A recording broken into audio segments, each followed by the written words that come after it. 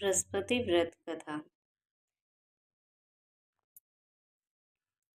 किसी गांव में एक साहूकार रहता था, जिसके घर में अन्न वस्त्र धन किसी चीज की कोई कमी नहीं थी।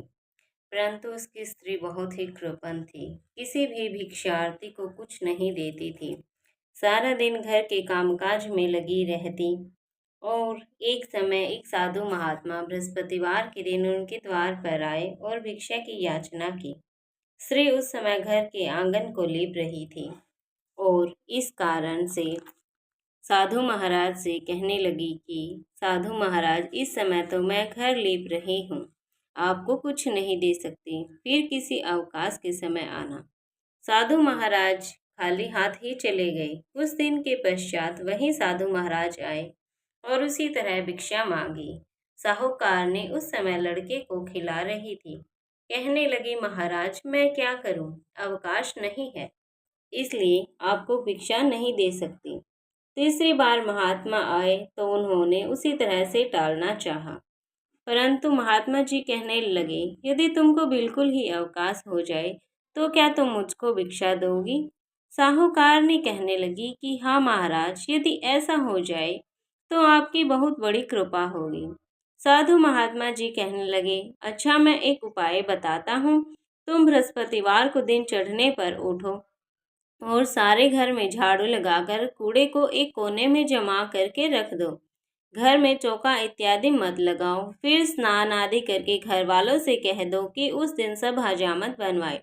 रसोई बनाकर चूल्हे के पीछे रखा करो, सामने कभी न रखो।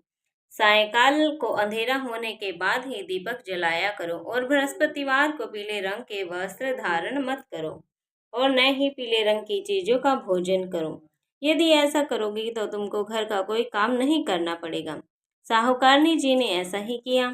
बृहस्पतिवार को दिन चढ़े उठी, झाड़ू लगाकर कूड़े को एक घर में एक कोने में जमा कर दिया। पुरुषों ने हजामत बनवाई, भोजन बनवाकर चूल्हे के पीछे रखा। वह सब बृहस्पतिवारों को ऐसा ही करती रही। अब कुछ काल के बाद उसके घर में खाने को दाना न रहा।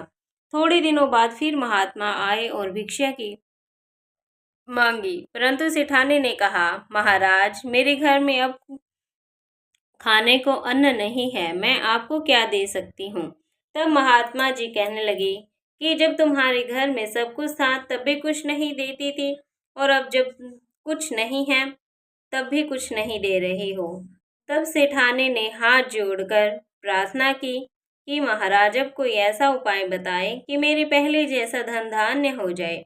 अब मैं प्रतिज्ञा करती हूँ कि अवश्यमयी जैसा आप कहेंगे वैसा ही करूँगी। तब महात्मा जी ने कहा, बृहस्पतिवार को प्रातःकाल उठकर स्नान आदि से निवृत्त होकर घर को गाय के गोबर से लेपो और घर के पुरुष हजामत न बनवाए, भूखों को अन्न जल देती रहो।